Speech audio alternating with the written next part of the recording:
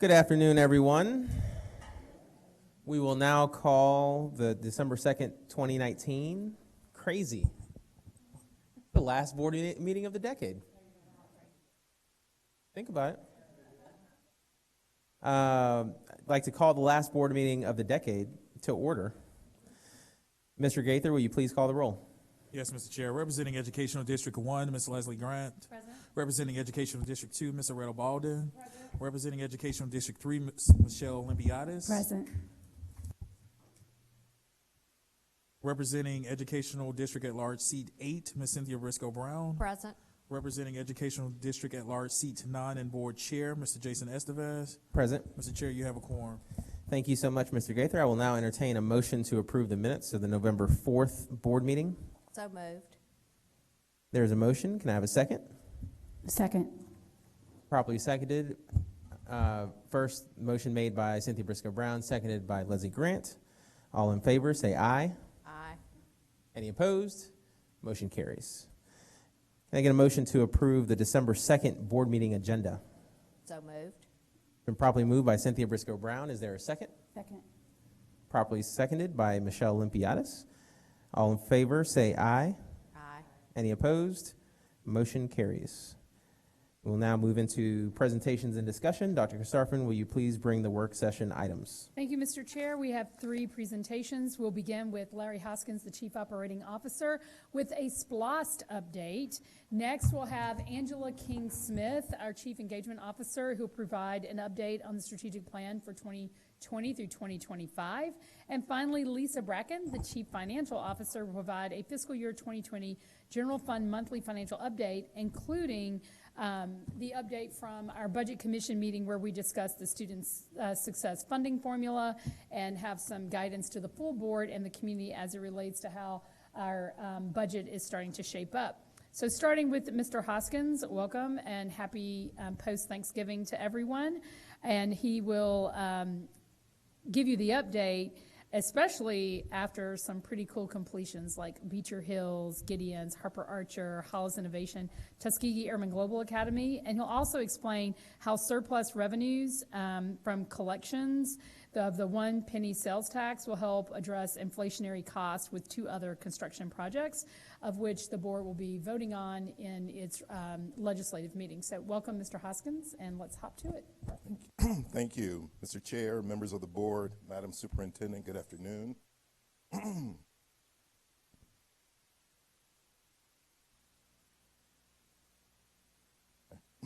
The purpose of today's briefing is to provide an update on the SPLOST 2017 program, status of projects, revenue update, and advise on the effects of increasing construction costs. The roadmap is to review a review of potential funding source and administration's takeaway surplus revenues position the program to address cost escalation associated with 2 construction projects. 5 newly constructed or renovated projects were completed for the start of the 2019-20 school year. Total investment, approximately $76 million. Those projects include Beecher Hills Elementary, roughly $6.6 million. Gideon's Elementary, approximately $16.5 million. Harper Archer Elementary, approximately $11.6 million. Hollis Innovation Academy, approximately $10 million. And Tuskegee Airmen Global Academy, approximately $30.5 million. 5 major construction and renovation projects are currently underway. Anticipated total investment for these projects is estimated, or approximately $98.6 million. The Atlanta College and Career Academy renovation, estimated investment, $7.6 million from SPLOST, and roughly $4.2 million, I believe, from either a federal or a state grant, or excuse me, from a state grant, excuse me. Approximately 20%, this particular project is approximately 20% complete, and its scheduled completion date is July of 2020.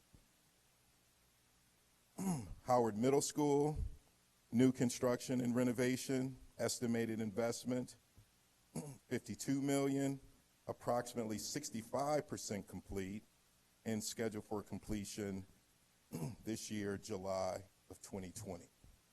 Excuse me, next year. Humphreys Elementary, new construction and renovation, estimated investment, $11.4 million, approximately 55% complete, and scheduled for completion in July of 2020. Hutchison Elementary School renovation, estimated investment $9.1 million, approximately 25% complete, and scheduled for completion in July of 2020.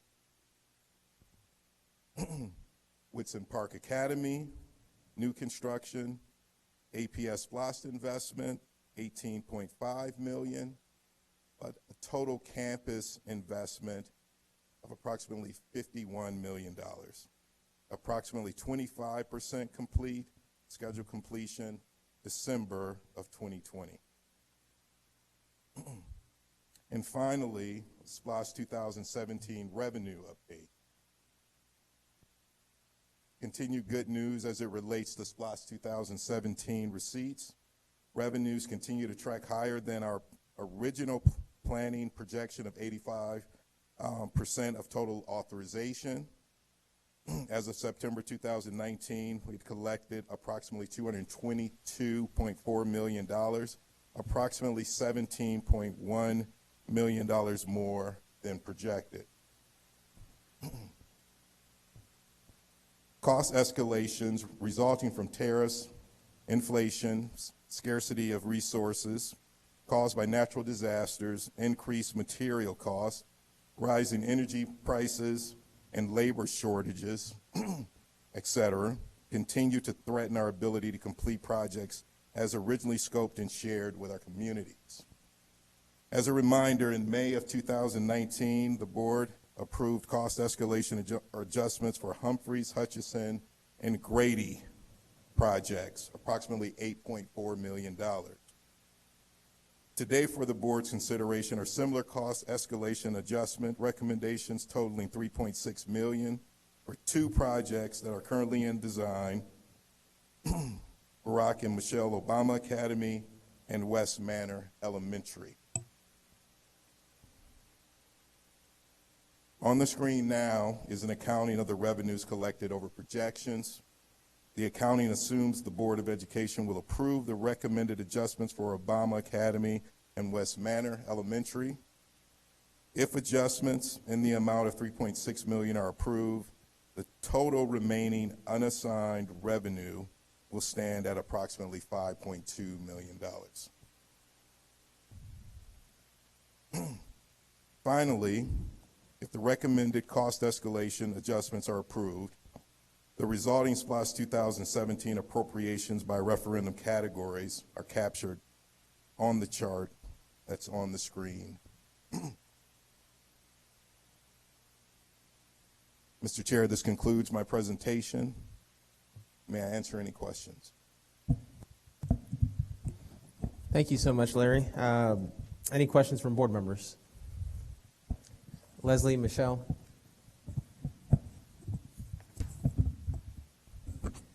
Thank you. So just to clarify, you're coming to ask for approval for the two escalations that are based on a 4.5%? Or just those two projects right now? That is correct. Okay. Can you, any information about the transportation compound? And that escalation, the Morningside, and then the tumor will be At a future date? requested later? Do we have a location for the transportation compound yet? I think we're waiting on the board to make a decision. Okay. And then the escalation is the same, I mean, I would assume the majority of that's a parking lot, the transportation compound? The majority of the project is parking lot, but there will be a structure on the Okay. actual campus So as well. the projection for that cost escalation is just, it's the same, even though that's a different natured project? Correct. And just to clarify, board making a decision is the facilities master planning work that we're doing and Correct. identifying talking through. properties based on that. Yes, sir. Okay.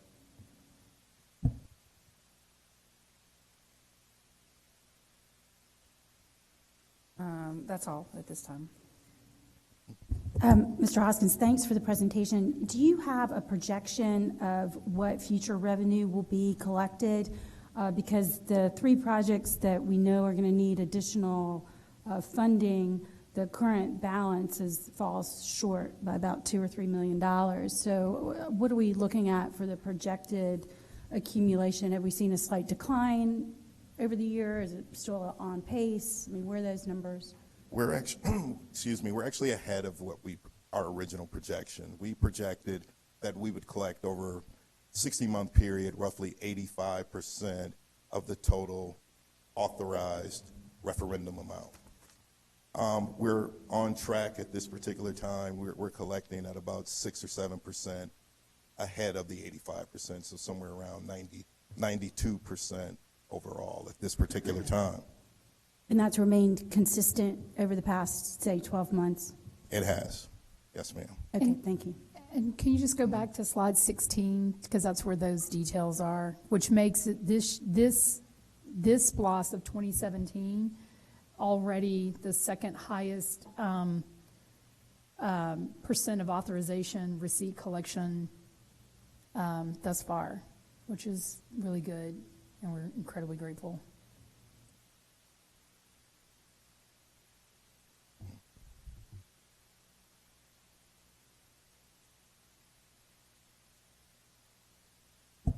Yeah, I just want to make sure that you feel confident that you're going to accumulate the difference. This is roughly about $2.5 million, because we're just trying to keep the projects within their original scope, correct? Correct. So I'm just kind of curious to know if you feel like you're going to have the money to keep the projects within their scope, or if we're going to have to sit down and reevaluate the scope of the projects. If we, we stay on track, basically collecting at roughly 6-7% ahead of our original 85% forecast. I think we're in good shape. Today's meeting, we're reporting as of September. We received October since this presentation was completed, and the same trend. The same trend continues through the month of October. So we're actually less than what's actually showing on this particular slide at this point. Thank you very much. Leslie?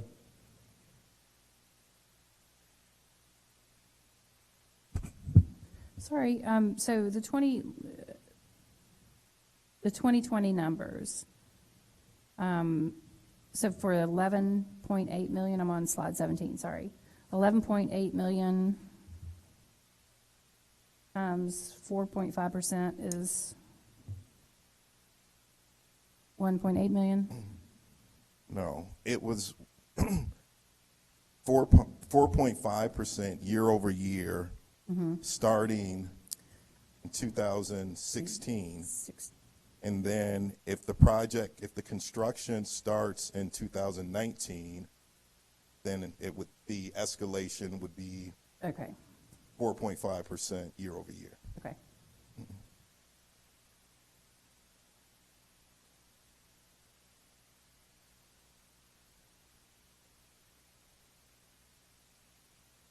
And is that what, I guess, how does APS come to that number? Is that a standard for other construction activities in the Metro Atlanta region, other districts, or how do we get to the 4.5? There was some literature at the time that we looked at. Different pieces of literature was saying different things, but we kind of internally, myself and my senior staff, settled on 4.5, and it seems, based on the last 2 years of managing projects, it's been just about on, or just the 4.5 year over year has really positioned us well. Okay. Okay, thank you. You're welcome. Great. Thanks, Larry. Thank you, Appreciate sir. it.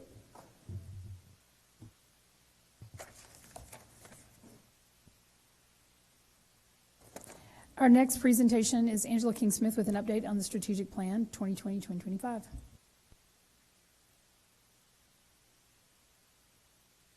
Great, thank you, Dr. Karstarfin and Board Chair Estevez and the members of the Board of Education. Today I'd like to present an update on our strategic plan. We will provide an understanding regarding the progress to date for the strategic planning process, as well as some of the draft components for the strategic plan.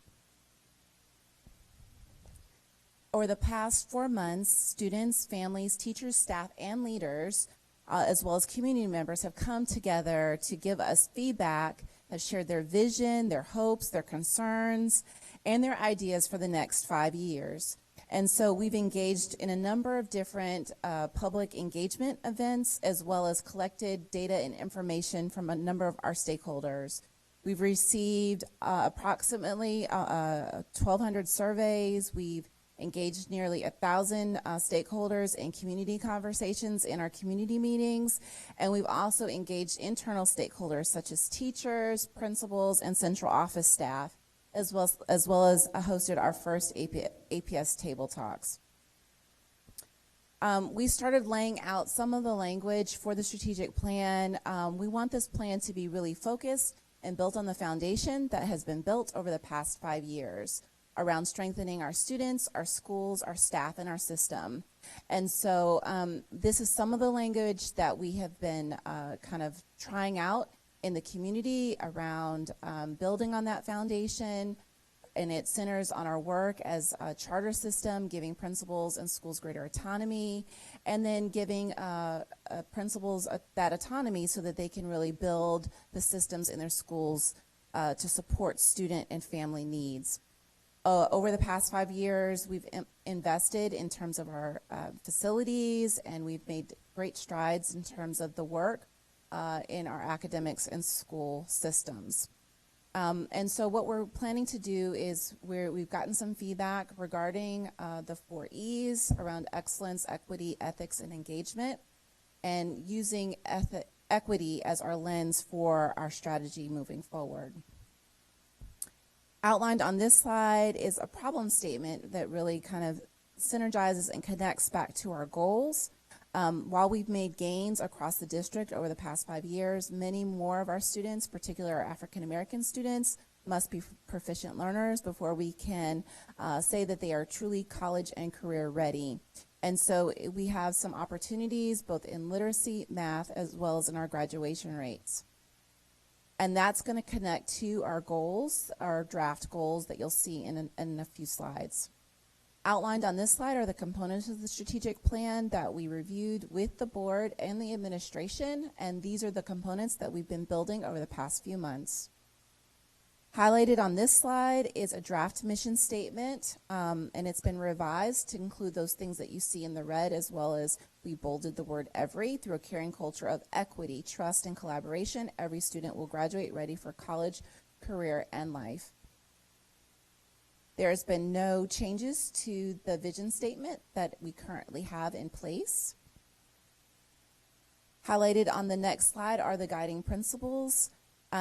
Equity, ethics, and engagement, as well as excellence. And here you'll see a suggestion to change the wording from rebuilding our integrity to demonstrating our integrity. Highlighted on the next slide are our core values. At this point, there have been no recommended changes to our core values.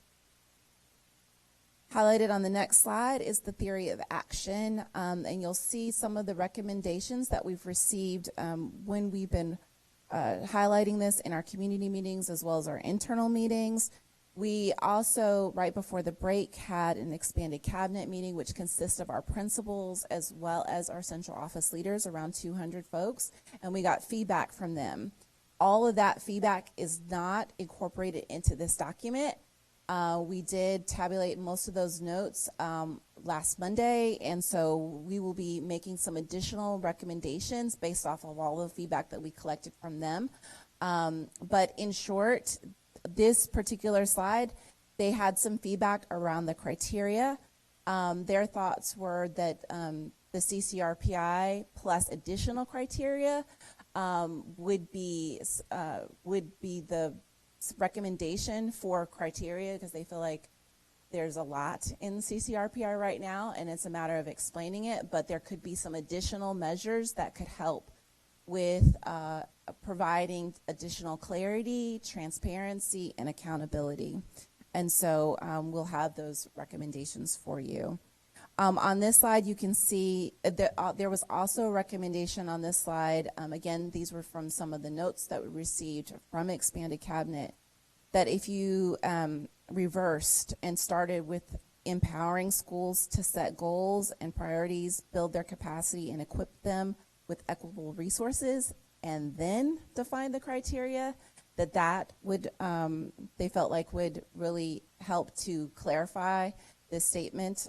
They felt like this, having the criteria in the very first box as the main driver, was really focused on the adults versus the kids in the system.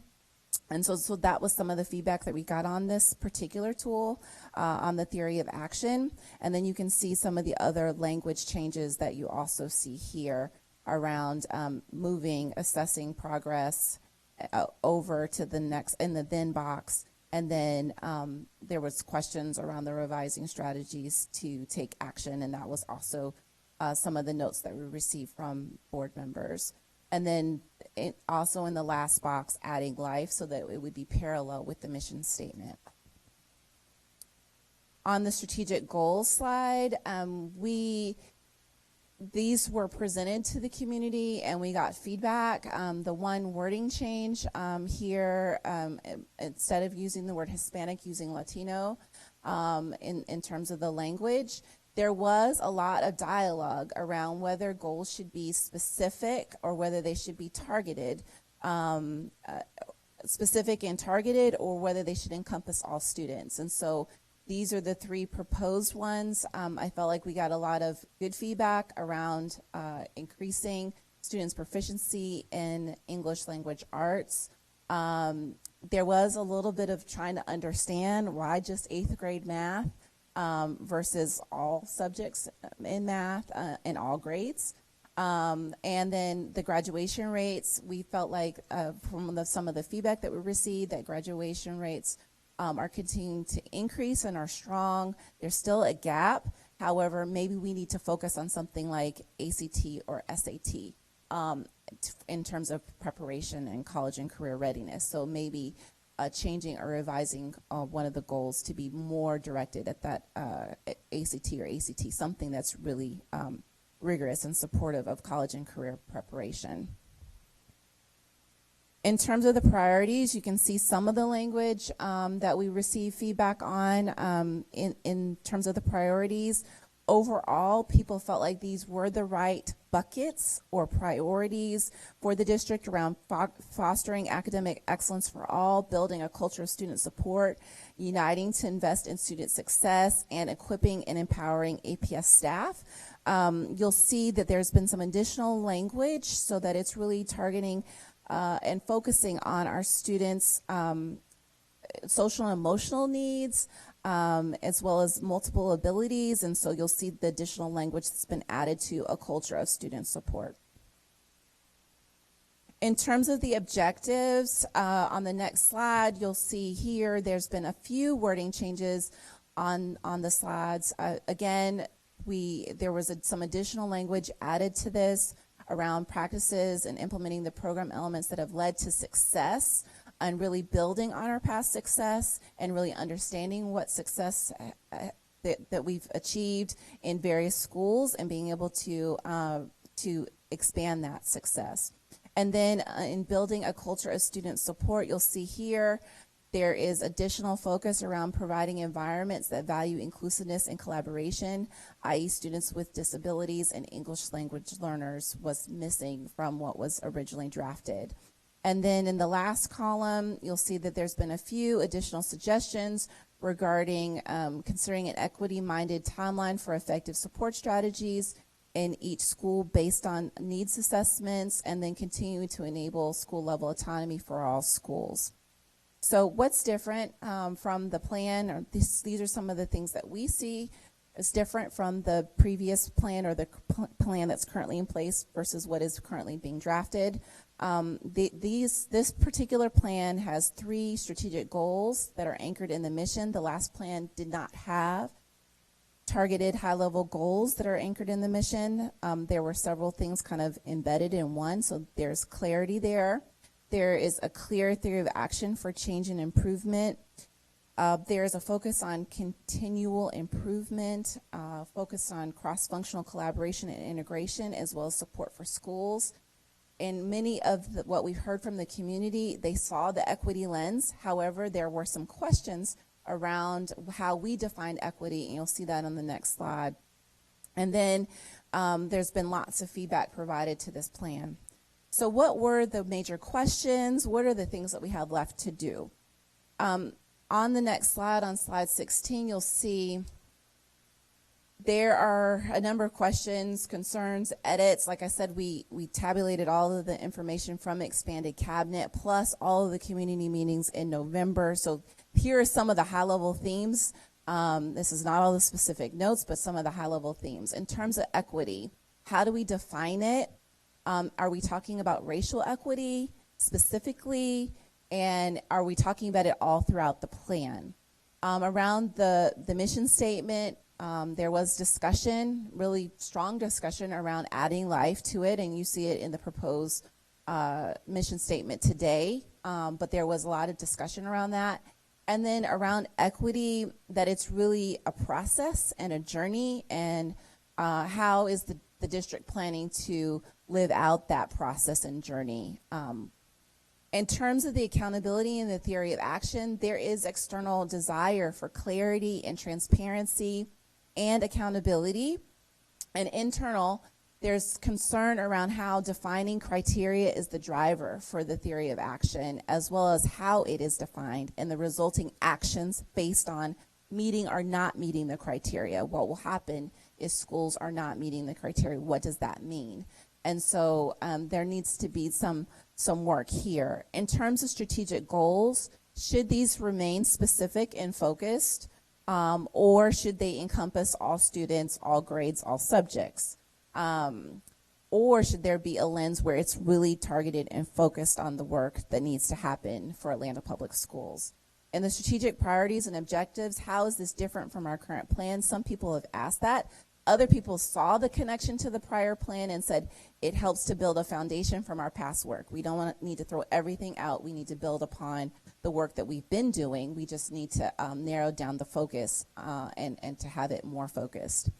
In terms of autonomy, there were some questions around autonomy and whether our current practice right now around autonomy should it change? Should it be more managed autonomy, and that you give schools autonomy based off of certain criteria or how they're performing or what they might need in order to make improvements? And then in terms of monitoring, what does monitoring of the district strategic plan look like? And should there be some detailed monitoring at the district, cluster, and school level? So those are some of the outstanding questions and work that needs to happen over the next few weeks as we draft the plan and present kind of the product, if you will, in January that outlines the work for the 2020-25 plan. The next major buckets of work will be, after we get it down on paper, all of the pieces and parts, will be to outline the high-level work streams. And some work has started in this area, but we have a lot more work to do. The strategic initiatives will support all of those major work streams, what that needs to look like for the upcoming school year, what work do we need to start for the next school year that will support our work over the next 5 years, and then doing the detailed planning to outline the initiatives for the next 5 years. At this time, I may take any questions that you may have, and this concludes my report. Thank you so much, Angela, for that, and thanks to you and your team for a lot of the work that y'all have been putting in. I love how the different components of the plan are starting to come together at the bottom of each slide, so that makes it easy to follow. I want to organize our comments this way. One, I think that the board needs to have another session with you and your team to flesh out a lot of this, and we won't be able to get anywhere close at all today. So we need to schedule that ASAP, Pierre, so that so that we can get all of this on paper, because I think there's a lot that needs to be discussed, fleshed out, decided prior to January. So I know you agree with that and feel that. So we need to make sure that the board is and board members are committed to actually having setting aside a significant amount of time to do that ASAP. So just wanted to throw that out there, because there's several places where I think there's clear agreement. There's other places where I think we can get there, but lots of discussions need to be had. And then I also think that there's details that we're talking about that we can touch on, but reprioritize a little bit and spend more time where we need to come to an agreement. So all that being said, there's still a lot of work to be done, yes. But it has been cool to see this come together. I think that the next couple weeks are going to be very important as a board, as a governance team, to get this to a place where we feel good with it and can take it out to our community as well in a much, or not much, in a closer final state. So God bless y'all.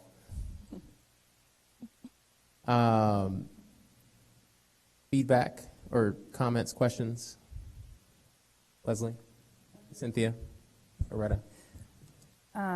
Apologies, I'm just looking on the strategic plan. Maybe that's the wrong one. But the feedback, I'm very interested before we make any decisions that we're looking at the feedback from the expanded cabinet, from the school-based personnel would be wonderful because we can do all this stuff we want on the dais, but how it affects folks in the classroom is really important to understand. So rather than waiting to a meeting to try and get all that in, if you could send that out as soon as possible, or post it or something, that'd be great. Thank you. Send it out. Cynthia? Jason, do you want to get into specifics at all on this, or do you want to hold all comments and questions until we have a chance to meet? I did a gulp because one small thing might throw us into a rabbit hole. I would wait Okay. until we are the critical mass is together and we can sit down and have several hours to talk through all the various issues. Okay. But if there's something small, Well, the only thing I would say is that if we plan to use this presentation again, I'd ask that you proofread it a little more carefully, just so that we get grammatical and typos cleaned up before we do that. But as far as substantive comments, I'll wait till we meet. Okay, thank you. right? So I'm going to wait as well. So I'm just going to say thank you for aggregating this information on this process. And I look forward to an extended work session where we can hash out the details. Great, thank you.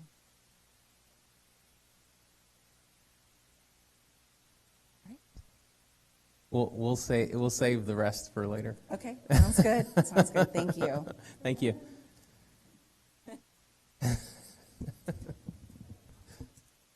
Great. Lisa Brecken, the Chief Financial Officer, will provide the monthly financial update, including the student success funding formula. Absolutely. Good afternoon, Board Chair Estevez, members of the board, and Dr. Karstafen. Today I'll be presenting 4 topics related to finance. First, I'll provide you with the financials for FY 2020 for all activities occurring in the months of July through October. I'll discuss the need for budget adjustments, and finally, I'll present the final budget parameters, which will be before you this evening for adoption, and provide an overview of the student success funding formula and proposed changes we are exploring for FY 2021. With the next 4 slides, we will cover the FY 2020 financials for the first 4 months of the fiscal year. So far, we have collected 63.75% of the total resources budgeted, with local collections at 81%, state at 19.89%, and other, which includes the Fund 150 Title I transfer in, at 4.84%. We're currently tracking ahead of pace for local revenue collections as tax bills went out earlier this year than last year, but we're slightly ahead of projections for state collections as well. On slide 5, we see the budget to actual expenditures so far for FY 2020. We have currently spent 27.32% of budgeted allotments, and spending in all functions is appropriate for this point in the fiscal year. Slide 6 represents the current spending trend for FY 20 against the 19 trend. While there are some fluctuations function by function, the overall spend is on pace with and slightly lagging the previous year's spend. School administration and transportation are ahead of last year's pace, but not significantly. And please remember that timing of large expenditures from one month to the next can greatly impact the percentage spend against the previous year. We'll continue to monitor this, and if any corrections are needed, we'll be presenting those recommendations as part of our mid-year adjustments. I'm bringing 2 budget adjustments to you today. Both represent increases to general fund revenue and expenditures for state grants. The first is an increase of $369,453 for a facilities state grant, and the second is an increase of $37,407 for a feminine hygiene product grant. Additional details for these adjustments can be found in Agenda Item 9.01. Agenda Item 11.06 includes the detailed information report for special revenue adjustments less than $1 million that have occurred in November. The next 8 slides include an overview of the FY 2021 budget development timeline and parameters. The adoption of these parameters represent a crucial step in the development process for our budget team. They set the priorities for the budget process and act as a metric at the end of the budget process so that we can highlight spend dedicated to each of these initiatives. For the first time this year, we attempted to estimate potential spend for FY 2021 against these parameters, and those figures were presented to you at your last Budget Commission meeting. It's important to remember, though, that these parameters are not intended to commit specific spending levels at any one initiative too early in the process, and we don't have firm revenue projections yet to do that. Instead, these parameters act as a commitment, whether the district receives $5 additional or $50 million additional, where those new funds will go during the FY 2021 planning process. The current draft resource parameters are to alleviate pressure from the general fund and taxpayers while supporting the ongoing transformation of APS. We've seen these a few times now, so I won't read them all. Also, the district will maintain or grow the fund balance and leverage the facilities master planning process to identify potential revenue streams or one-time resources to restore fund balance. The first expenditure parameter serves to encapsulate many of our past initiatives and priorities that we commit to continuing, including the turnaround strategy, the charter system operating model, core components of signature programming, cluster and flex funds, the Atlanta College and Career Academy, investments in early learning, the talent strategy, a multi-year compensation strategy, and continued investments in the general employee pension program. Also, as a continued priority, the district will allocate resources pursuant to the district's definition of equity and in support of the charter system model through the student success funding formula. In support of the strategic planning process, the district will develop a multi-year resource plan to accompany the 5-year strategic plan to ensure overall sustainability of those initiatives. Again, you've seen these before, so I'll just highlight the initiatives briefly. As new priorities for FY 2021, the district will establish an evaluation strategy, an ongoing process improvement initiative, develop a detailed line item budgets for the central office, identify where possible current spend tied to strategic priorities, investing in the first year initiatives as identified in the 2020-2025 strategic plan, and ensuring that sufficient maintenance and operational overhead are covered.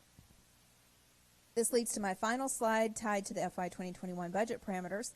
This slide highlights those recurring themes that have surfaced both through the strategic planning conversations and budget development, budget parameters discussions. The adoption of the strategic plan will provide the necessary guidance for where specifically we should be focusing additional resources. Themes include closing the achievement gap, especially the racial achievement gap, early learning, literacy, math, school level empowerment, equitable resource investments, culture, and teacher and staff well-being, including recruitment and retention. You've seen this timeline multiple times, so I won't spend much time here. The final budget calendar is also included with the final budget parameters in agenda item 9.02 for your consideration tonight. My final 6 slides will provide an overview of the Student Success Funding Formula, or SSF. We spent some time on the formula at our last Budget Commission meeting, so today will serve as a recap. As you know, we will be building our 4th school-based budget using SSF for FY 2020-21. We continue to strive for a balanced approach to adjusting the allotment model. Each year, we tilt the scales more towards equity while striving to maintain as much stability as possible for all schools in the district. We ensure stability by committing sufficient funds for a baseline of services and review certain transition limits when significant changes to the formula are considered. Currently, we are not considering any changes to this baseline of funding that each school receives. The list of base allocations can be found on slide 17. For FY 2020, the pie of SSF was approximately $280 million. That's up from $256 million the previous year, and represents about 65% of the total allocations made directly to the schools. However, schools still have some flexibility with even those allocations that sit on top of SSF. We're not planning to add any new allocations to the pie this year, although the total $280 million allocation will change pending salary, benefit, textbooks, and other assumptions. For FY 2020, significant changes to the SSF formula included adding EIP and remedial dollars and weights, increasing the poverty weight, weighting heavier elementary for a textbook adoption, and de-emphasizing the small school weight. All these changes serve to shift the equity line so that those students in schools with a higher challenge index will be allocated more dollars based on need. As we plan for the release of the FY 2021 school-based budgets next month, we're considering some big bets towards equity. These include continuing investments in school-based funding as highlighted in the budget parameters, such as investments in turnaround in the Atlanta College and Career Academy. We're also considering using 2 or more average salary bands instead of the 1 district-wide average salary to more fairly budget resources in alignment with the actual cost of positions in certain high-need, high-poverty schools. We will also be modeling how to make the most significant impact for poverty through SSF for the upcoming year, whether that means an increase in certain equity weights to include poverty, SWD, or EL weights, or the addition of a concentration of poverty weight, or some combination of the two. And of course, as the strategic planning process firms up, we will adjust the school allocations accordingly. As previously mentioned, our timeline is tight. We have received the forecasted enrollment, and principals have had the opportunity to give feedback on those projections. We're targeting a January 16th timeline for releasing the school budgets to principals. We will be spending the month of December building out the school allocations and reviewing school by school what those impacts are. Over the next few months, we will be scheduling strategic school planning sessions, developing a budget guidance manual, updating the school budget templates, providing technical training at budget workshops, and attending the culminating staffing conferences that finalize the budget development process for schools. Just as last year, before principals receive their budget allotments, our team, including me, will build a model of every school budget so that we're able to offer specific suggestions and recommendations for balancing each budget. We will also meet with each associate superintendent to review every school budget. And that concludes my presentation. I'm available for any questions you may have at this time. Great, thank you, Lisa. Questions from the board? Leslie? Quick question. I saw that one of the goals was to build a system to evaluate, this is one of the earlier pages, sorry.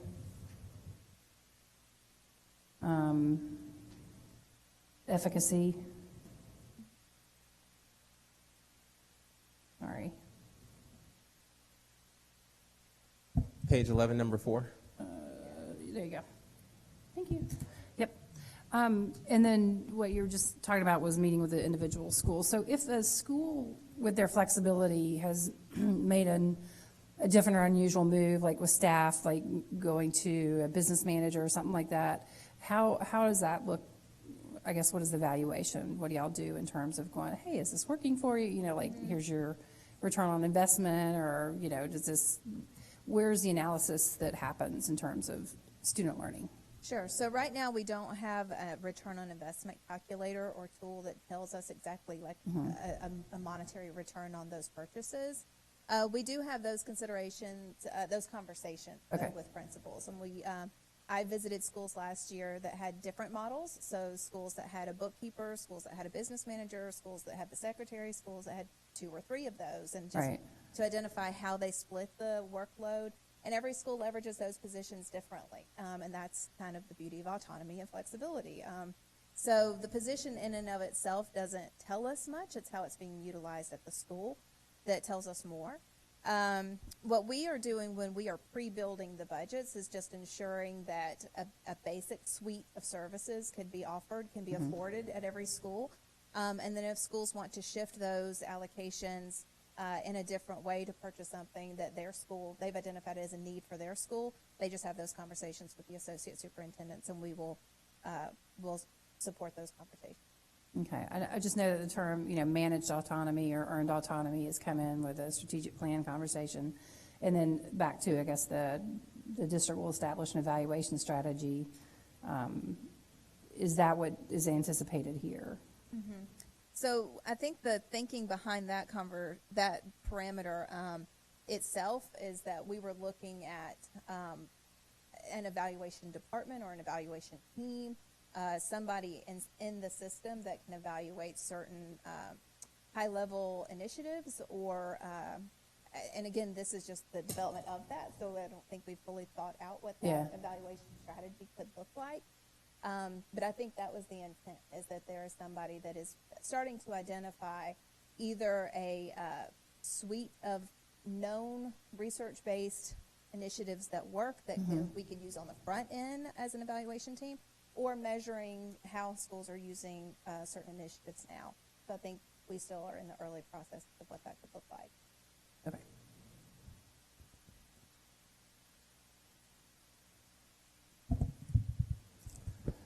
Any other questions? I think you should run. Appreciate that.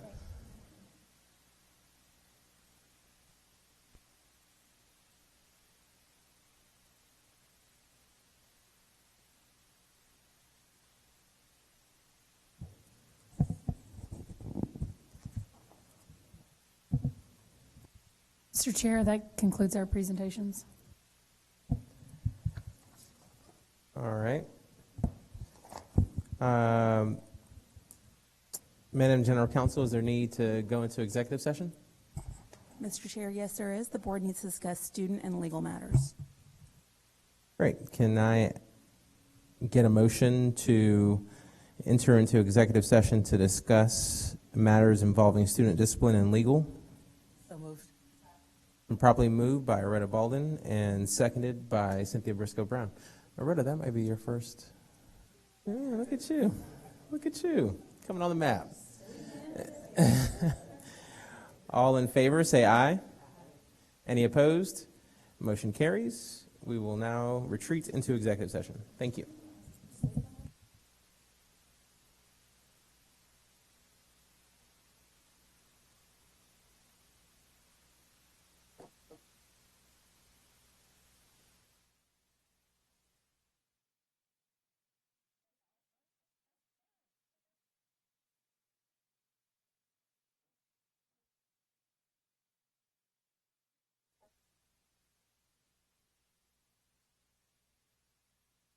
Everyone, I want to thank you again for speaking this evening during today's community meeting and for taking the time to talk about your concerns and for your support of APS and our efforts to ensure our students graduate college and career ready. I also want to take an opportunity to thank folks who are joining us via our live feed. They missed an outstanding performance by the Mays High School Choir. Sitting in the back. Let's give them another round of applause.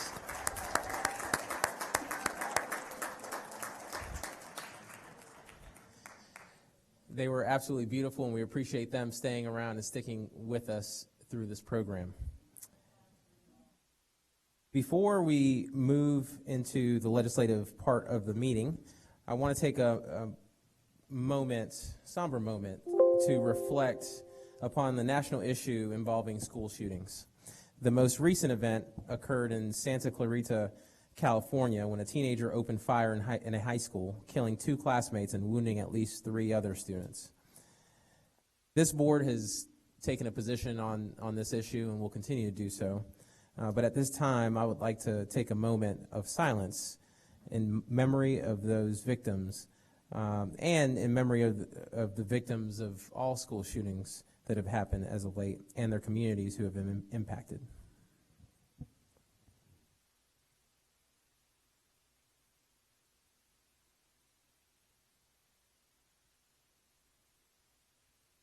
Thank you. I will now move on to 3 additional announcements. First, this week is National Inclusive Schools Week. During this week, we highlight the progress schools have made in providing a supportive and quality education to an increasingly diverse student population. This week provides opportunities for educators, students, and parents to further explore what more schools can do in response to meeting the unique needs of all learners. I also want to highlight that World AIDS Day was recognized in APS during the week of November 18th, and again this week. World AIDS Day was created by the World Health Organization to raise awareness of the AIDS pandemic caused by the spread of the HIV infection. It began on December 1st, 1988, and has since been recognized around the world every December 1st.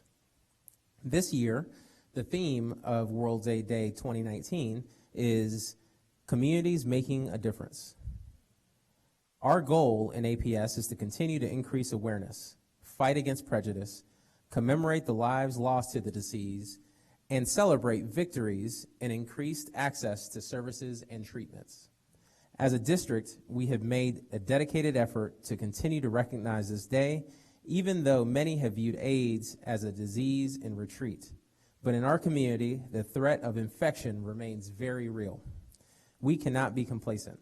Currently in Fulton County, the number of new cases, especially in the age group of 13 to 24, I'll say that again, especially in the age group of 13 to 24-year-olds, has been reported to be in epidemic proportions. Some reports even say that the number of cases in our school district's zip codes mirrors those of third world countries. The APS AIDS Awareness Campaign, led by the APS Wellness Committee, provides opportunities to educate students, teachers, staff, and school communities about HIV and AIDS. On Tuesday, November 19th, the district hosted an informative Munch and Learn at CLL featuring guest speaker Kara Gerritsen with the Fulton County Board of Health's Medical and Preventative Services branch and Daniel Greer from AIDS Atlanta. During this awareness event, the guest speakers provided HIV/AIDS education and addressed the incidence, epidemic, and ending of HIV/AIDS in our community.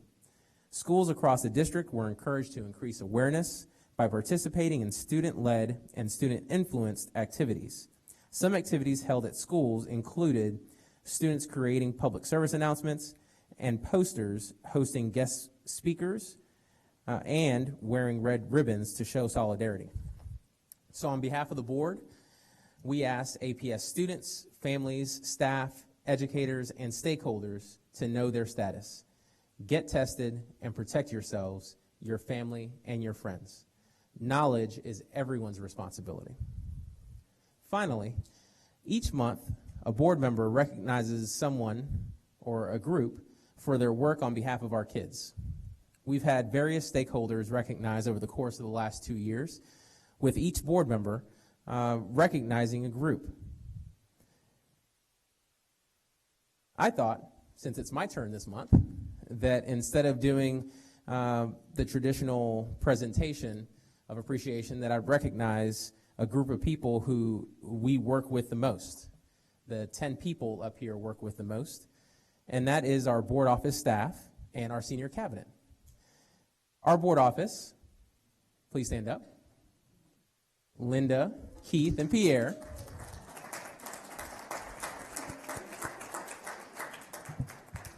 And our senior cabinet, please stand up. I can't name all of you, so just everybody stand up.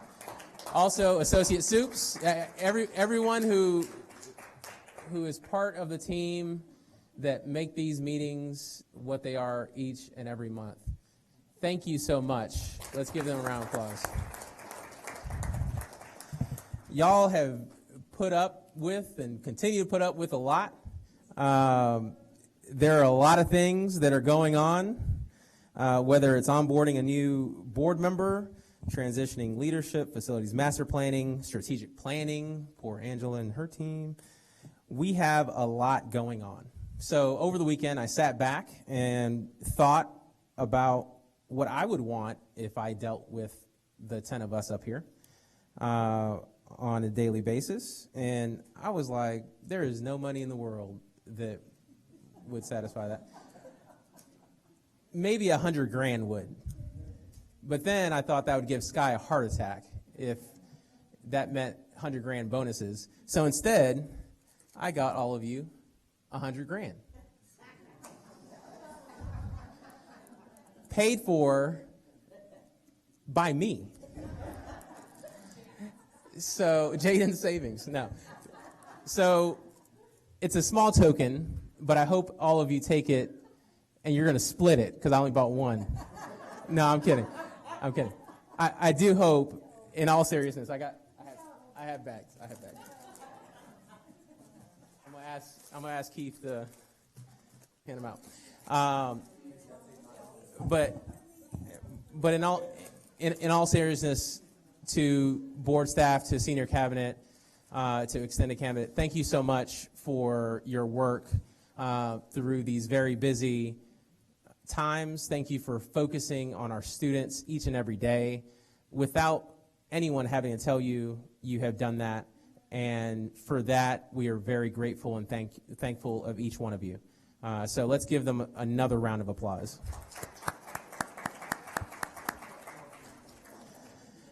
With that, I now invite our superintendent, Dr. Karstafen, to make her own remarks.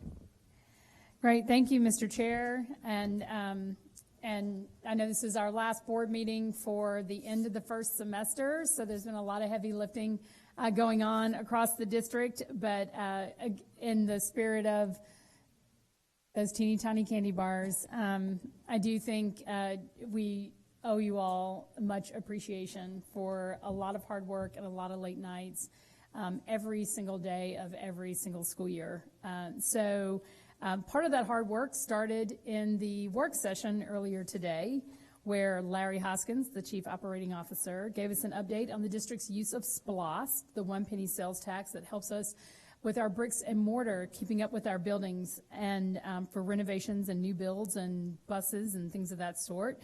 For those of you who don't remember, we completed a couple of recent projects at Beecher Hills, Gideon's, Harper Archer Elementary Schools, Hollis Innovation Academy, and the Tuskegee Airmen Global Academy is a spanking, brand new, gorgeous building. It's about $75 million of construction and renovation, and it's all has been done on time and within budget. And so thank you, Larry and Alva and your team for making that possible. We'll also see, as part of that work, going into new renovated schools that'll be coming online soon. It'll be the Atlanta College and Career Academy, Howard Middle School, Humphreys and Hutchinson Elementary Schools, and Woodson Park Academy. So those are all happening right now, and you'll see a lot of updates on that as the school year goes on, and certainly openings at the beginning of next school year. Mr. Hoskins also explained that that our surplus revenues would help us in addressing all of the inflationary costs that came with the two additional construction projects. We've made these votes before to make sure that we didn't have to cut projects in order to have what the voters in the community were promised to have, and those revenues are due to the fact that collections of the one penny sales tax is actually trending above our projections. And so that allows us to adjust those budgets along the way slightly. And we'll be doing that tonight in one of our votes.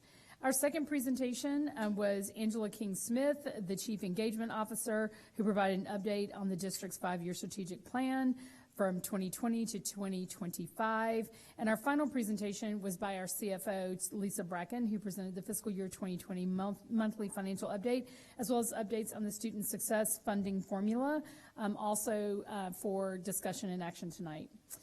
The next piece of my presentation is to give you an update on the state of the district recap. Since the board's last regular meeting, we held the state of the district, the epic of APS, where our school community came together with us at Harper Archer Elementary, one of those recently renovated buildings, and part of our turnaround strategy, where we told the epic tale of our urban school district in Georgia, once beleaguered from a lot of challenging issues over a long period of time, but reemerging from where we've been to where we want to be. We told tales of our transformation, of student and teacher exploration, of us working through a lot of challenges in the effort to really turn Atlanta Public Schools around. It has become an APS tradition. Those now narrating our tale was done by none other than our talented, beautiful, heroic students, some of them from Mays High School, who are still here in the room with us. And there were other students who participated as well. Books were illustrated by Grady High School, which also provided the shadow puppeteers and jester debaters. We also had more debaters from across the district as part of the Harvard Diversity Project. Dancers and singers from Beecher Hills Elementary and Mays High Schools were helpful. Washington's Bad to the Bone, JRTC units from Best, Carver, CSK, and Therrell, slam poets from Jackson High School, the reading trailblazers of Harper Archer Elementary School, South Atlanta's football players, cheerleaders and band, and even a Greek chorus and a live symphony orchestra from North Atlanta. We heard field reports from our Principal of the Year, Yolanda Washington of Coretta Scott King Young Women's Leadership Academy, our Principal of the Year finalist, Robin Christian of Barack and Michelle Obama Academy, and Audrey Sofianos of Morningside Elementary, and the 2020 Georgia Teacher of the Year, Tracy Pendley of Burgess Peterson Academy. And thus, we got to the state of the district for year 6. And it is that as we near the end of one strategic course to embark on another, a more stable, valiant Atlanta Public Schools has emerged, experiencing progress with greater proficiency and higher graduation rates, But the epic tale of the journey of transformation continues as work remains. We talked about that achievement gap. We talked about other inequities of the district that still need time to be addressed. But we are on a quest for excellence to be that high-performing school district where students love to learn, educators inspire, families engage, and the community trusts the system again. Looking over the journey thus far, while the vision stays true, as we've talked about in the strategic plan, you can expect to see more work around equity. We are indeed at the end of a 5-year strategic plan where we focused on academic programs, talent management, systems and resources, and culture. We have conditioned a team of people, an army, if you will, of folks on the front lines who are conditioned to do the hard work of to be warriors for children, to chart the next stage of the journey.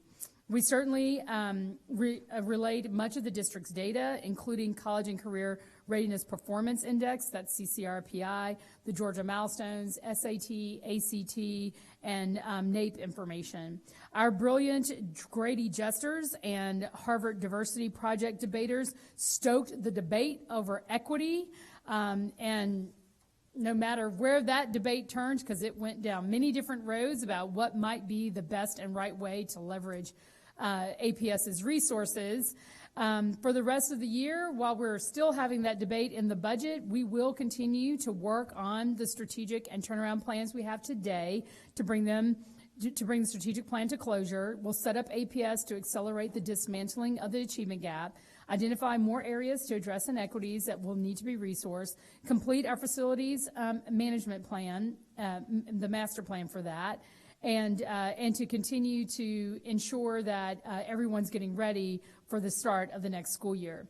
Most of all, we talked about doubling down on our literacy campaign.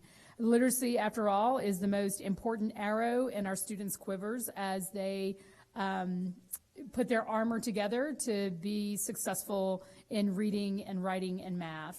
So we talked a lot about literacy and even took some time with everyone in the room to read to our students to set the expectation that we need many people across Atlanta joining in this battle for our students. I want to thank the board, our staff, our partners, our educators, our community, and of course our students and parents for the exciting and yes, epic state of the district. The kids were simply amazing.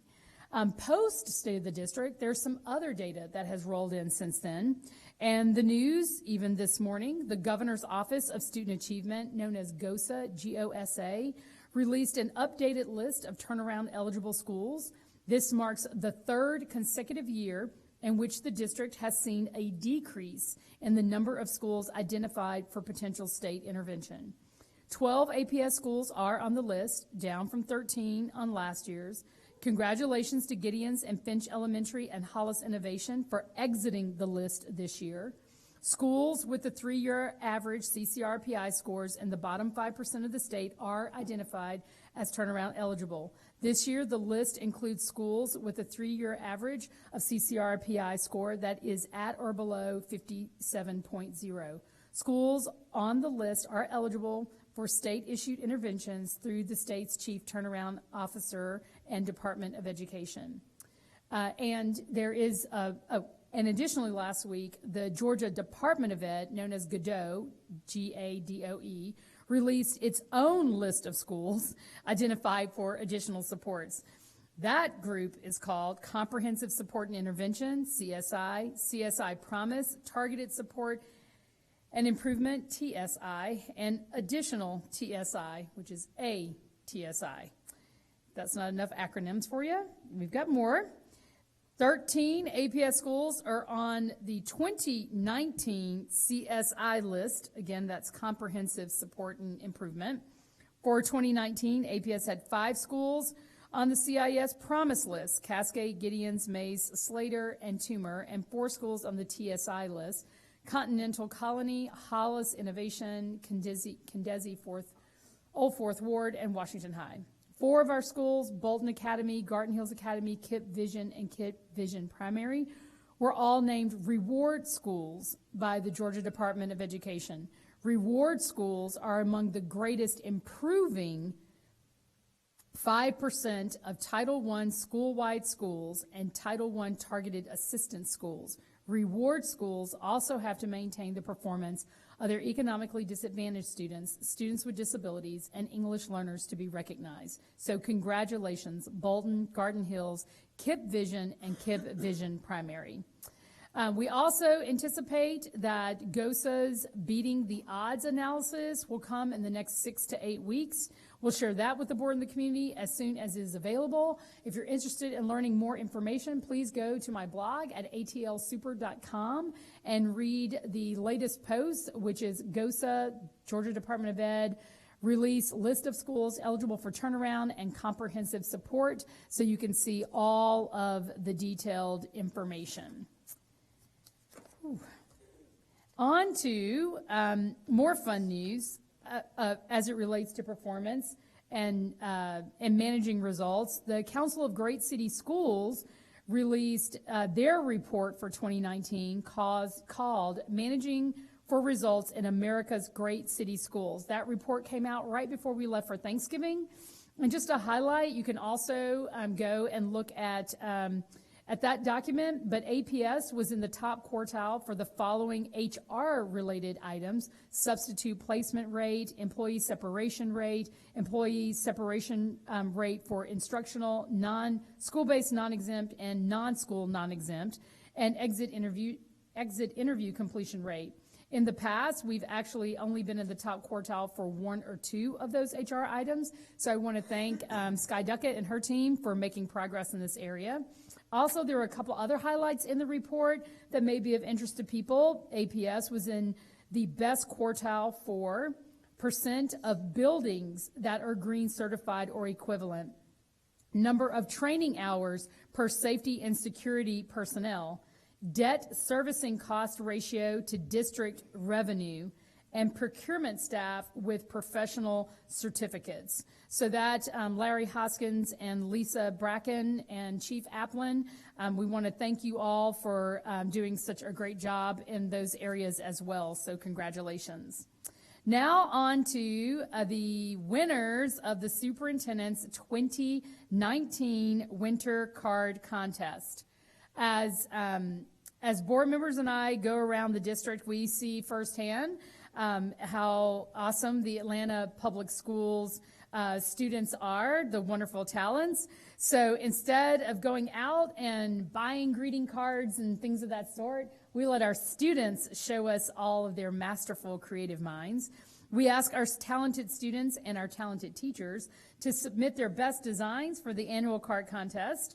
The contest is open to all schools, elementary, middle, high, etc. We ask contenders to submit a design that's reflection of winter, how they kind of see the world in winter in Atlanta, and any other holiday type creative winter idea of their choosing.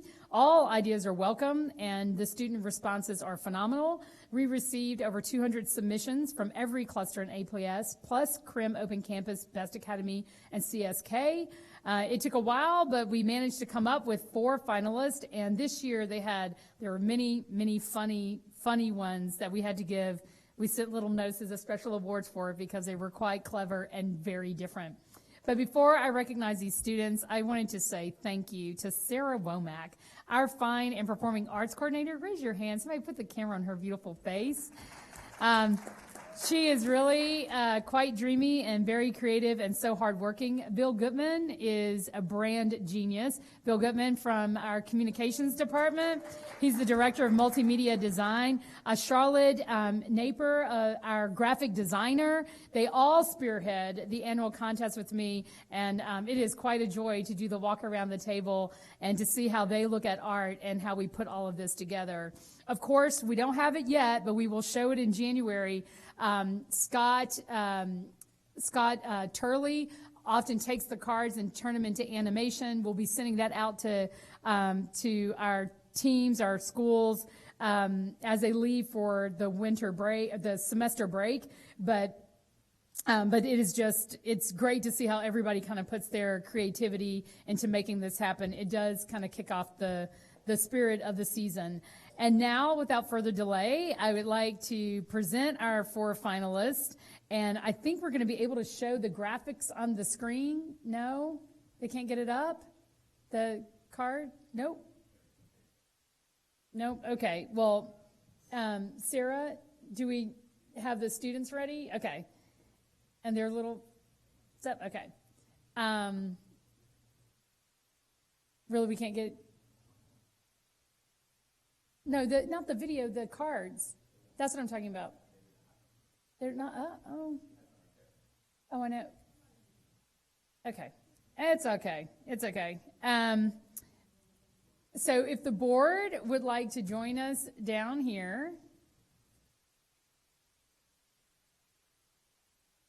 Y'all ready?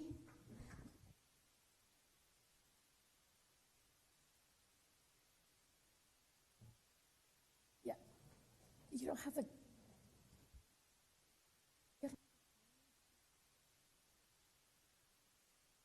Okay. Okay. Okay. For honorable mention, Rosaria Johnson, grade 5, Humphreys Elementary School.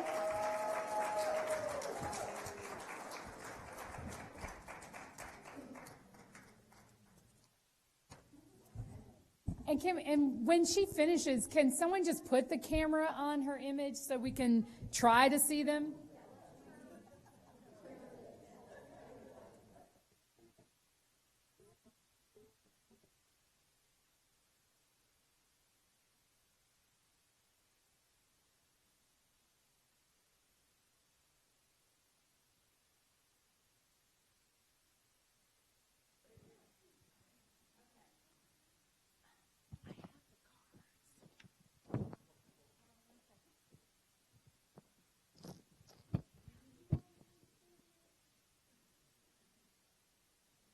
Right here on 3.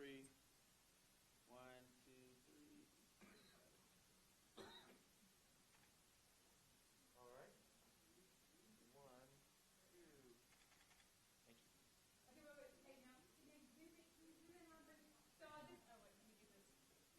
Thank you. So I just have to tell you, this one, when you touch it, it's like 3-dimensional.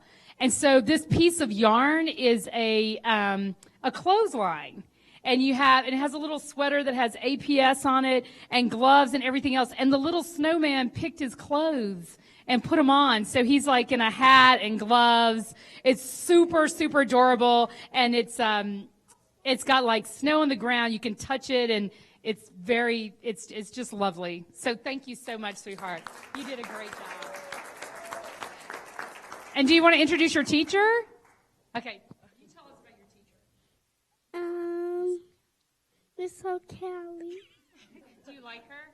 Yes. Is she a really sweet teacher? Is there something we should know about her? Yes. Like what?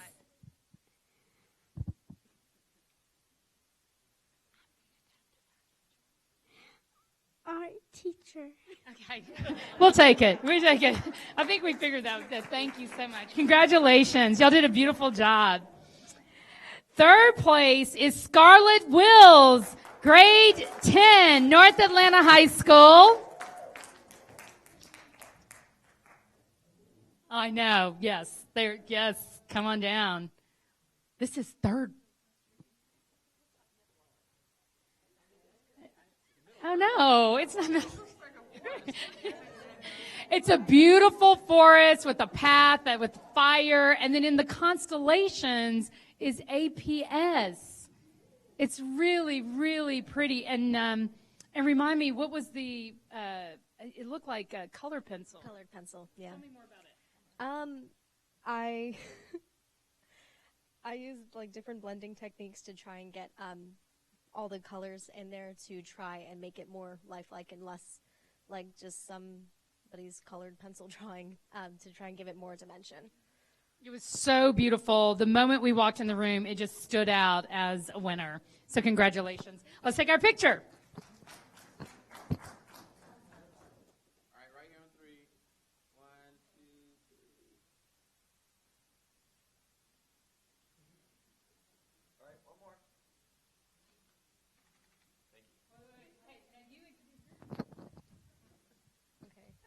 This is my teacher. Her name is Allison Shepard from North Atlanta High School, and she is pretty great. She hasn't been my teacher for that long, but she's really helped me grow in my art and teaching me new ways to do things and how to become even more successful and use the talent that I have to do even greater things. Great, that's very nice. Very nice. And can we now have our second place winner, Danielle Dollar, also a 10th grader.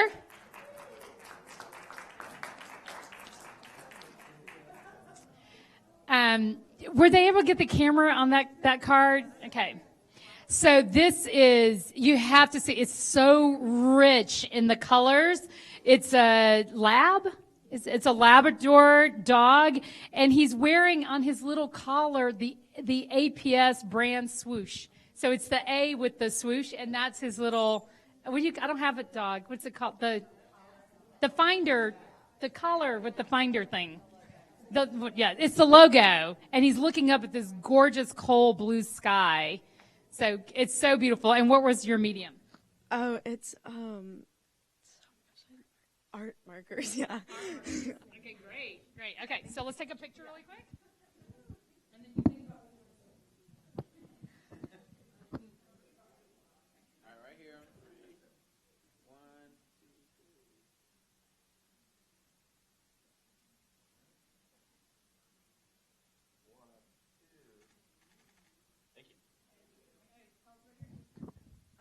Well, as Scarlett said, this is Miss Shepard from North Atlanta, and it's my second year at North Atlanta and my first time having Miss Shepard, and it's a lot of fun in her class, and I'm learning a lot, and I think I'm really improving.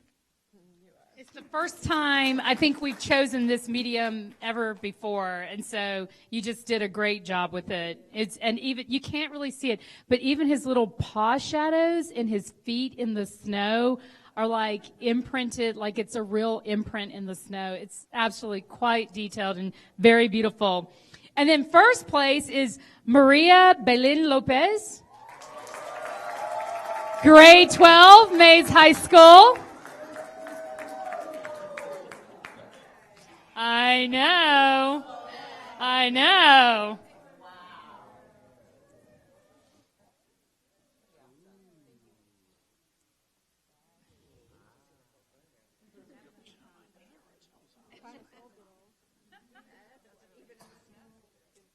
Okay, and this is our reprint of your original. You have to go out and see the originals because our copy doesn't do your detail justice. It looks like in the real thing that the ice is actually coming like off the bus. We thought it was real. The detail, it's actually not this dark in real life. You've got to go see it outside. It's absolutely beautiful. And what was your medium? I used watercolor and pastels.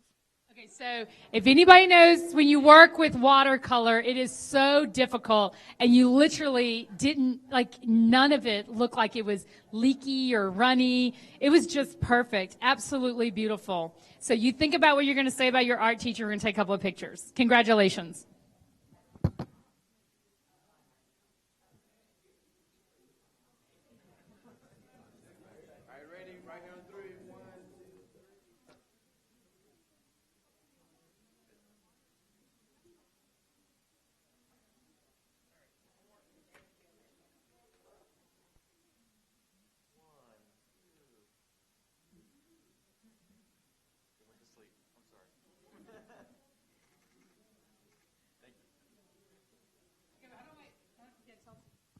I know he's not here, so you can hold it. Say his name. Okay. My art teacher is Mr. Norwood, and throughout my school year, he has persuaded me to actually enter contests. He saw my potential, and he's like, "You gotta enter." So I entered, and Miss Penn here is from the Fine Arts Department, and she persuaded me not to only do visual arts, but to also think about the other types of arts that's out there.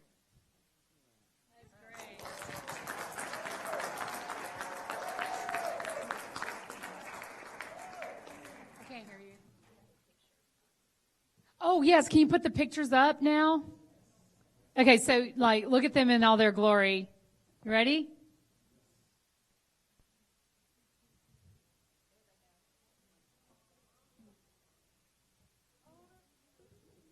Yeah, and you have to like touch that one. Just don't touch it too much because all the stuff will come off. But when you see it outside, you'll see how like real it is. That was honorable mention.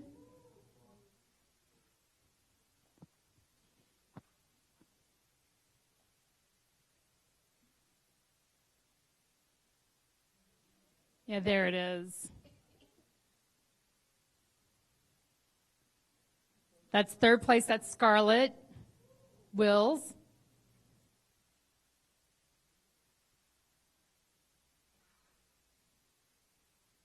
Yeah, that looks a lot better. Danielle Dollar.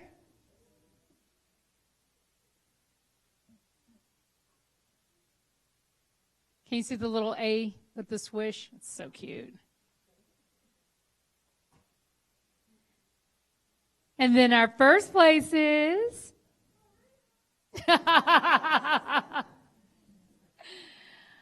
oh, it's so beautiful. Congratulations. I don't think a school bus ever looked better, right? Yeah, we had a lot of funny ones. There's one super clever one. I don't think I have it in front. I'll look at my papers, but one where a student took all of the A swishes, and you couldn't quite figure it out because it was sort of like you had to engage with the art, but they stacked them like cookies. So it's like all these like APS like holiday cookie things stacked on top of a doily and a plate, and you had to put it all together to see it. It was kind of hard to, but that one was really fabulous, and I just want to make sure I shout out that name. Oh, do I have it? Yes, I do.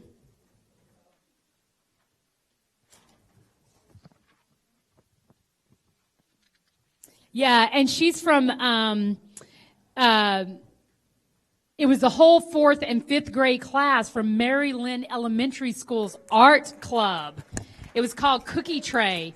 And if you can see it, it's right here on the top, if somebody can zoom in. It was like all these individual little APSAs. They even put the doily in the plate. It was so cute. It was absolutely adorable. And then there's one that we gave for most potential. It was Holiday Woods. It was a little it was different. It had some Halloween pumpkins in it, and a snowman, and some woods, and it's out there too. It had a lot of potential. It was different. Then we had the most enigmatic by Carter Martin in the 9th grade, and yeah, we thought about it a lot. Can you zoom in on that one? We thought about it a lot. We weren't quite sure, but it was great. Color pencil. And then the best brand integration, it was called Winter A by Oliver Loring, a 4th grade student. And he took the A and the swoosh and made it into like a ski slope, sort of aspen. You can kite and ski and snow, and it's just super clever. And then last but not least, I thought this one was quite hilarious, from Berkeley Harrell, a 9th grader who did this very clever snowman with the APS and Happy Holidays arms, but on the side she wrote a note to her teacher that said, "Can we please wear our headphones?" And so I see all kinds of things in our winter card contest. You'll be able to see those on my blog after we finish later this week as we wrap up the week. But lots of cute, clever stuff by APS students. They never cease to amaze us. Mr. Chair, members of the board, we want to congratulate all of our 2019 winter card contest winners. And Mr. Estevez, that actually concludes our remarks for this evening. Great. Thank you so much, Dr. Christopher, and congratulations to all of the finalists and those who were recognized this evening. Dr. Christopher, can you please present the consent agenda? Yes, sir. Mr. Chair, we are pleased to present items 5.01 through 8.01 for approval, and just wanted, wait, isn't it 8.02? Yes, 8.02. There's a little mistake in my thing. 8.02, of which I just wanted to remind people that we picked the construction management contract for the Grady High School additions, and that's Parish Construction Group, and that's on consent for tonight. Thank you so much, Dr. Starfin.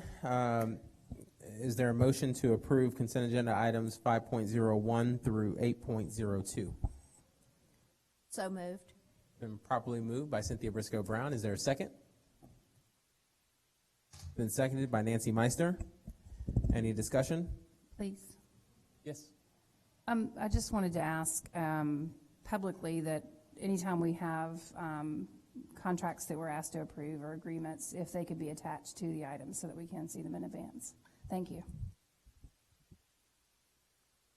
Thank you for that. Any other comments, questions? All right. Let's open up the vote.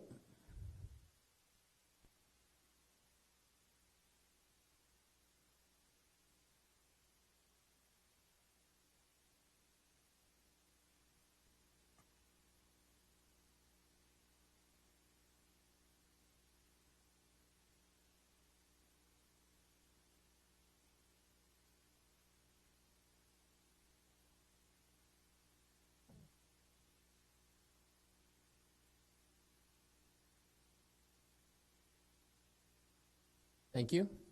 I will now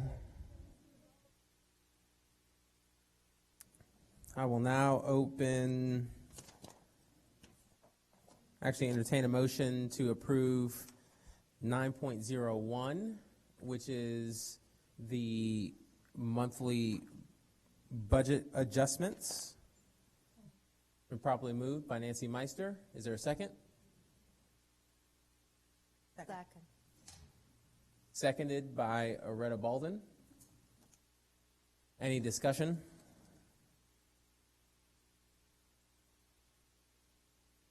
Okay, please open the vote.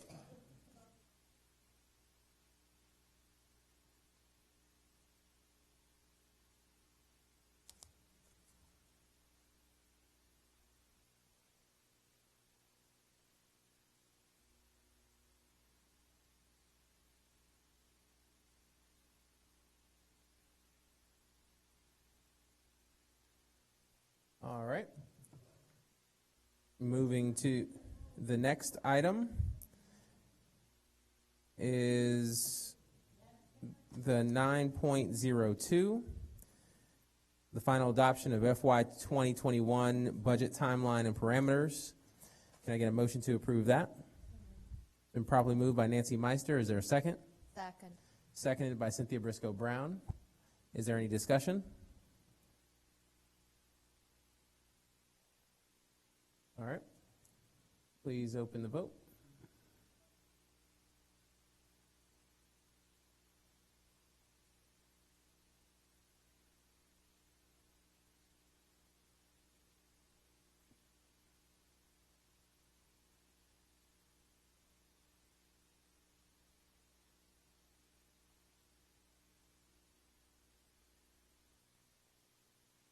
Thank you.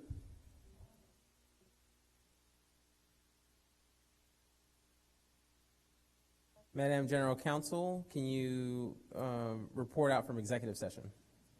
Yes, Mr. Chair. There will be two action items I'll present for you. First, I request a motion that the Atlanta Board of Education accept the hearing officer's findings of fact and recommendation in Student Appeal number 2019-18. Second. Been properly moved by Leslie Grant, seconded by Cynthia Briscoe Brown. Any discussion? Open the vote.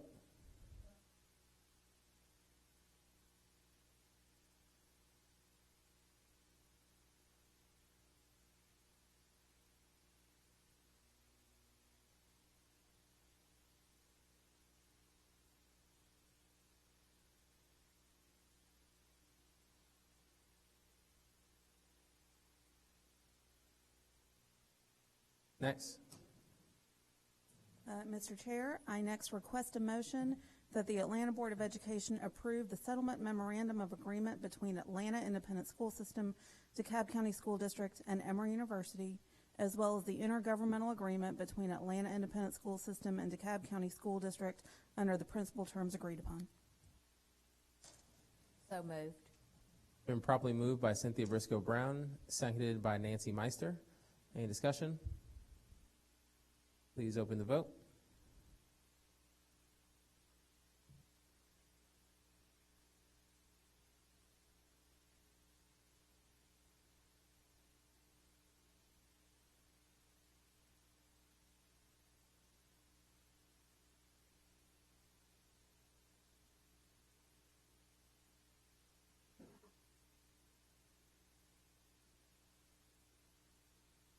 Thank you. So prior to moving on to the report out of the community meeting, I do want to point out for our listening audience and those in the crowd that you can see the votes by going to board docs. They are, excuse me, Ms. Palmer, if you continue, officer, if you can have a few words with her. As I was saying, votes are recorded and kept publicly. Those who were in attendance this evening could not see who voted for what, so I will quickly review that. The consent agenda was approved 7-1.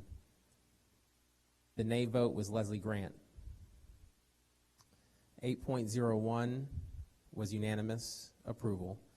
9.01 was unanimous. 9.02 was also unanimous.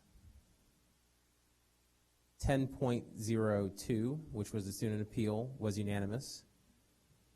And then 10.03, which was the settlement between DeKalb County and APS, was 6-2 with Leslie Grant and Erica Mitchell voting nay. So those are the votes for the listening audience in the room who could not see it. If you want to confirm that, those votes are available on board docs. Now moving on to the report out from the community meeting. Nancy Meister filling in for Ishay Collins. Yeah, we had 6 speakers this evening. Topics included strategic plan, charter school policy, and information access. Around strategic plan, we had stakeholders make comments to the board that we assure that we pass a plan that addresses all schools, that we ask ourselves what the root cause is around why some students are not successful. Some stakeholders were happy that we had more time devoted to this plan and want to see clear measurement from stakeholders and understand how equity is being addressed. Regarding the charter school policy, there was some concern around words like unique and innovative. Would like to have a moratorium on partnership schools, and around information access, a parent discussed with us how many parents are left in the dark. They don't have access to internet and other forms of communication, and we need to look at that. Thank you so much, Nancy. Moving on to report out from conferences. Is there any?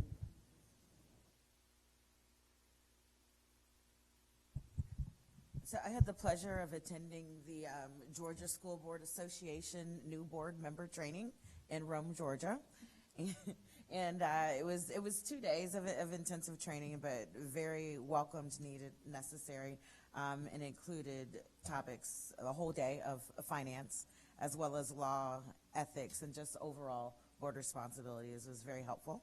And I will also be attending the Georgia School Board Association conference later on this week. Great. Thank you so much. And congrats on making your first motion today. Moving on to report out from board committees, we have policy. Yes, we approved 2 policies on final approval, and one on first read today. Want to thank Kristen Holtz, who has been helping us update our policy on safe and drug-free schools, particularly with reference to vaping. And we'll be looking at that and then putting it up for final approval in January. Our December 19th meeting will be at 9 o'clock, not at 8:30, and we are issuing a particular invitation to the full board to attend that meeting. We'd like to have an open discussion on two issues that the Policy Review Committee would like to have the entire board's input on. The first one is live streaming of public comment, and the second one is dealing with a policy that right now is rather euphemistically named controversial issues. But we need to have some conversation around that one as well. We'll email you copies of those prior to the meeting and ask that you all join us at 9 o'clock on Thursday, December 19th. Thank you. Great. Thank you so much, Cynthia. Budget? We met, not last Thursday, we were eating turkey then, the Thursday before, and we discussed the parameters around resources and expenditures, had a great discussion, a very robust meeting as we continue to move forward with the budget. Thank you so much, Nancy. Audit? Just want to report and invite folks to come next Thursday the 19th, the same day as the policy meeting at 2 p.m. We'll be having the next audit committee meeting, and the update will include the parking lot audit, IT risk assessment review, recommendation follow-ups, so those are previous audits and what the recommendations were and follow through on those, an update on the ethics and compliance line update, and discussion around internal audit activity documentation. So invite the public to come, and it is live streamed as well. Great. Thank you so much, Leslie. With that, I will entertain a motion to adjourn the meeting. It's been properly moved by Nancy Meister, seconded by Retta Balden. All in favor, say aye. Any opposed? Motion carries. The meeting is adjourned. Thank you so much.